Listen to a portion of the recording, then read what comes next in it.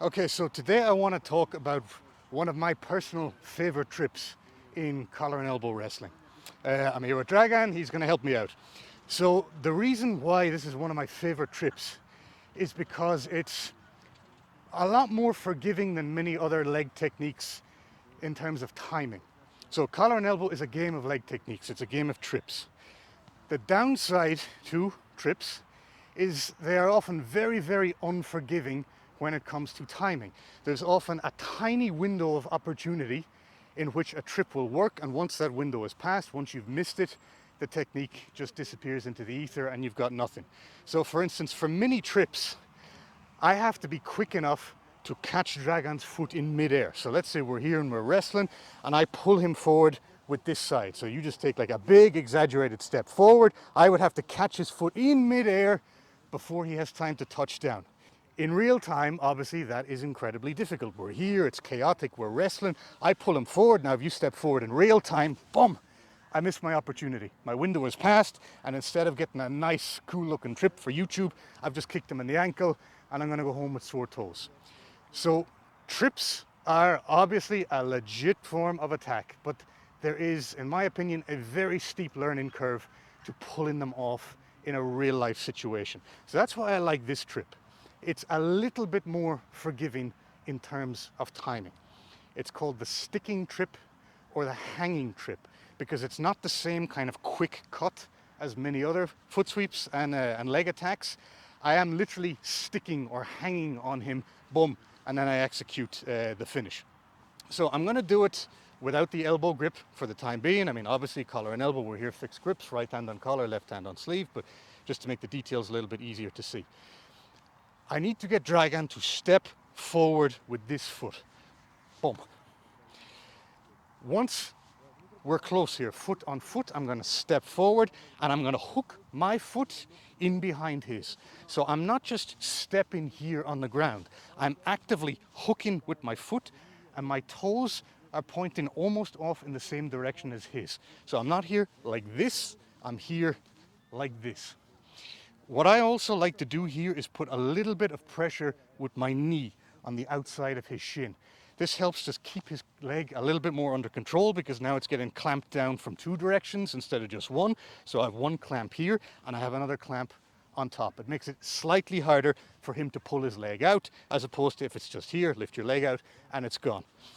Hook, boom, and then pressure from above as well. So once I've got my hook, my foot is stuck on him, it's hanging on him, I need to get his upper body to go back. If I just try and finish from here, it is almost certainly not going to happen.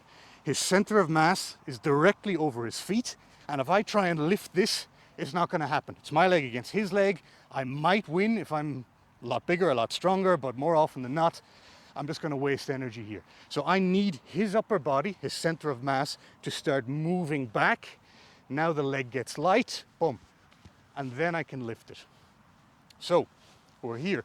I make Dragan step in, boom, hook, pressure with the knee.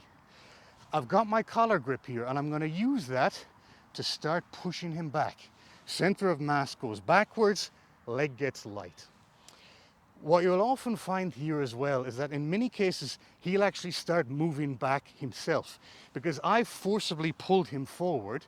He's a little bit off base here, he doesn't like it, and many people, they'll actually start retreating on their own volition. So very often you don't have to push too hard here because he's already moving back and I just send him in the direction that I want.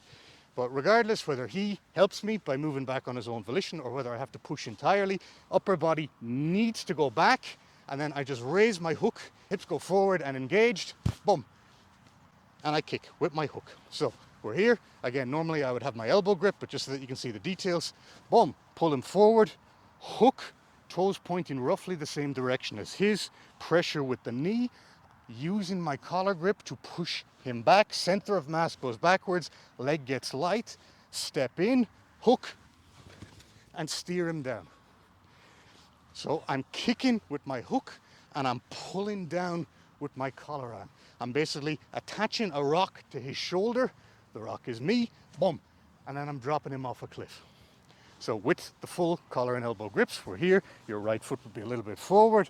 we're wrestling, I use my collar grip, make him step forward, get my hook, get my pressure with the knee, use my frame here to drive him back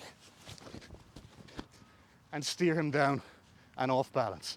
The steering is critical here. If you just kick, if he's got good balance, he's going to hop around all day long. So we're here, I get my hook. If I just kick, we're going to hop around like this all day long. I need to steer him down in order to finish. So you see where the name comes from, the sticking trip or the hanging trip, because it's not just a quick cut to get him off balance. I'm actually hanging on him here with my foot temporarily. We're connected to each other. I kick and I pull until he goes down. So just one time at something somewhat resembling full speed. We're in, step forward, boom, and down. Sticking trip. One of my favorites. You can really catch people off guard here because they think they've got their base, they think they're set, and then you just put their center of gravity back. This foot all of a sudden unexpectedly becomes light, and then before they know it, they're on their ice. So try it out, see how it goes. If you have any questions, let me know.